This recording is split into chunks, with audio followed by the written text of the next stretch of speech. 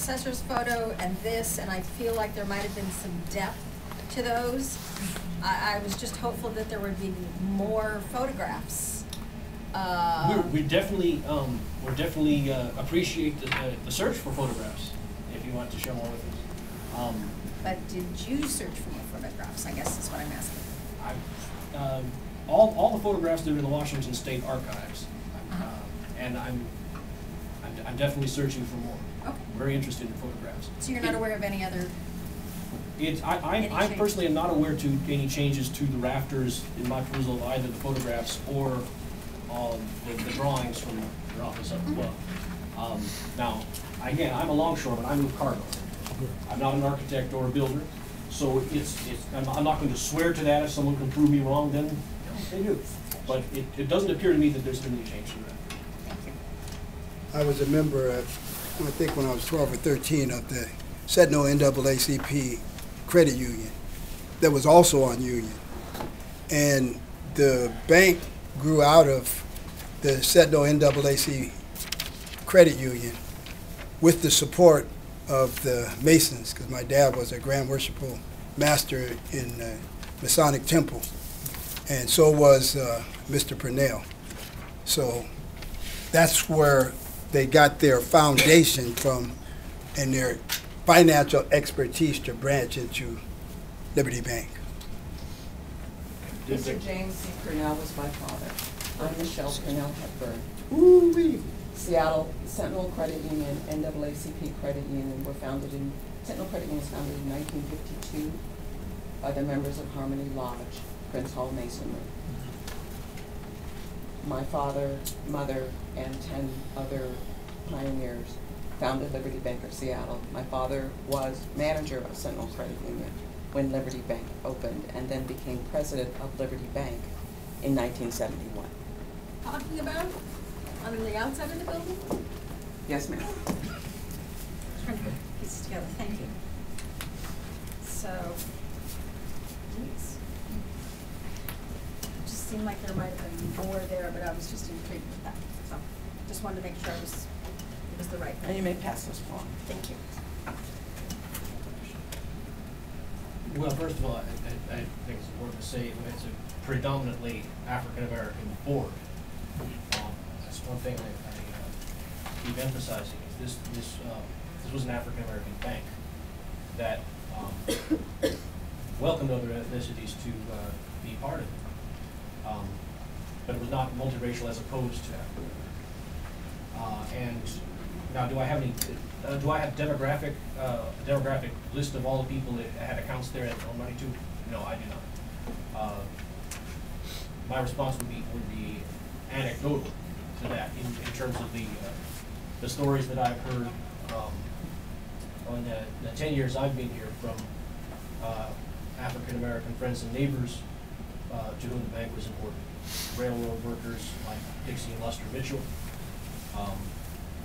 Folks like Omari's family. Ladies and gentlemen of the board, I worked at Liberty Bank from 1971 until 1982. I left as assistant controller. The bank was a minority-owned bank. That is what it was touted to be, and that is what it was. The predominance of customers, both commercial and retail, were of all different ethnicities, but due to the location of the bank, yes, there was a predominant African-American clientele. My response would be that there's a difference between a credit union and a bank on both important institutions. But to go any deeper than that, as a guy who's lived here for 10 years, particularly in this neighborhood, because I'm attracted to African-American culture as a newcomer, I'm going to ask either Omari or Michelle. I'm going to defer to Michelle. To answer your question, credit unions back in the 1960s were only allowed to do certain kinds of loans and have passbook savings. They could give car loans, they could give personal loans like a signature loan, and they could have passbook savings. That was it. Mortgages, home equities, everything that we know credit unions could do today were not allowed in the 60s. So it still meant that if you wanted to buy a home and you were a minority, you still faced a very, very steep challenge. So Sentinel Credit Union was the first step toward being self-sufficient in the central area community, and Liberty Bank was the flagship, where a bank could loan to many different people based on credit, of course, and offer mortgage loans, home equity loans, checking accounts. So even if you were a member of Sentinel Credit Union, certainly if you needed a checking account, you still had to approach a for-profit bank. To answer your question. Redlining affected many different cultures. However, being the central area, it affected central area residents more so than others. Also at the time, the makeup of Seattle was nowhere near what it is today in terms of the demographics, the percentage of African Americans to to other cultures. It was a very, very different time. Please also understand that Liberty Bank Liberty Bank opened its doors May 31st, 1968. Just 6 days later, Bobby Kennedy was killed. So it was a very, very tumultuous time, and and Liberty Bank was an extreme source of pride for this community. Martin Luther King had been killed in April. Liberty Bank opened its doors May 31st. Mr. Kennedy was killed on June 6, 1968. In terms of, I want to say again, Liberty Bank was a minority-owned bank. There were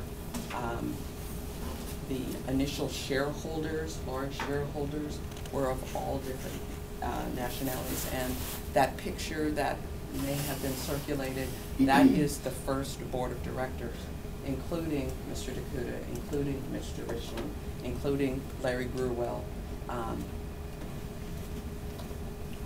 Not necessarily, maybe the board was predominantly African American, but the shareholders, and I want to, just as a aside, most of those stock certificates and what have you, the initial meetings of the Liberty Bank before that were in my basement. The role that the building is playing currently is, for the last 3 years, I've been picking up the parking lot at the bank. Help Mr. Bangasser. And if you want a peaceful neighborhood, first thing you have to do is make it clean. Keep the grass cut, keep trash up, because trash on the street, you end up with trash in the mine. And what was your question? What's the significance today? And the significance, what role is it yeah, the playing? significance today, it's just like the White House, or it's just like the Parthenon in France. It's something that people can historically point to and take pride in and strive to accomplish. Just like I said before, if you don't see a black banker, how are you going to want to be a black banker? And I was in the bank one day, in Mr. Purnell's office, when the grade school kids came through. And he got up and gave them a tour of the bank. And also, as far as the customer base, because I'm involved in politics, FDIC was on Mr. Woods about doing business with me. Because like I said, I bought my first piece of property when I was 19. But later on, I bought a duplex that I remodeled, and First Interstate wouldn't mortgage it when I finally got it completed. So I had to go to Liberty Bank, and I got a 15-year mortgage for 18% that I had to bring my personal house in as collateral, but the loan was for $70,000, and the duplex was worth $120,000. I had a appraisal from Bellevue and one from this side. So FDIC was on, that was part of Oldfield's challenge to Tom Woods. Was he was actually trying to help the black contractors, black people in the community, especially black people that were mouthy, noisy, talking back, you know, see first, don't want to deal with you, okay. Washington Mutual don't want to deal with you. You could go to Liberty Bank. Why? That's what the bank was for. People that were advocating, trying to establish institutions in the community, like the African American Heritage Museum and Culture Center, where I got hit in the head, and blocking the police station on 23rd and Yesler, which really got me targeted. So the customer base was important, and the loans that they gave and who they gave the loans to was very important, to answer that question. Could I try to answer your question in a different way? No. We cannot have It's members of the. questions of, Well, Yeah, this if is- you've got a this- satisfactory answer to your question, then I I don't need to think speak. that during the public comment period, there'll be an opportunity for people to tell you how they feel. Well, by about that it. time, you'll have forgotten the question. Well, if you sign up for public comment, you'll definitely have an opportunity. This bank, there are people who take the bus from Renton to Tukwila, people who have been pushed out by gentrification, the de facto state of things. Take the bus miles and miles to just spend time around these few corners, because it's important to them.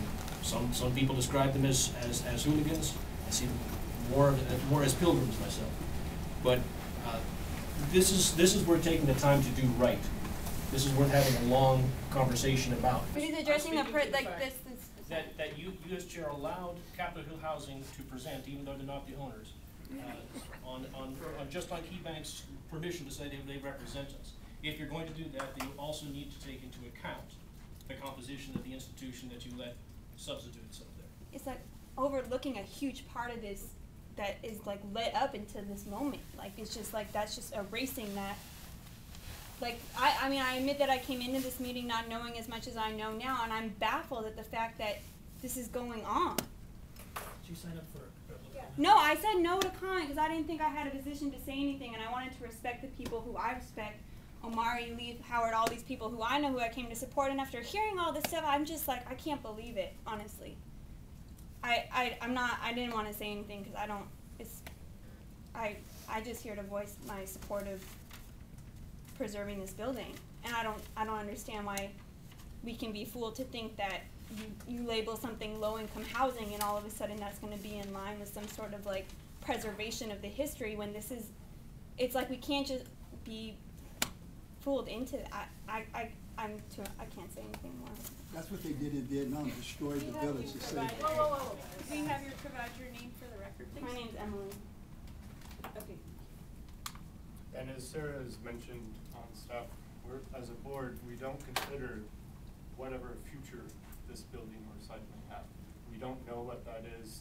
There is no guarantee. And That's we're what he is, tasked- the future. He's not the president. Again, We're we only cannot tasked- consider the future. We're only tasked to look at the building as it is now. That, you can talk about that's the point that this gentleman is making right now, that you're saying you can't represent the future, and yet the people who are sitting at this table right now are the future interests of this site. They're not the current owners. That's the whole point. So how is that not relevant to the conversation? It's not relevant. But you're saying, you're really contradicting. You say you can't talk about the future of this property, and yet it's not relevant that the people who are representing this property are the future owners.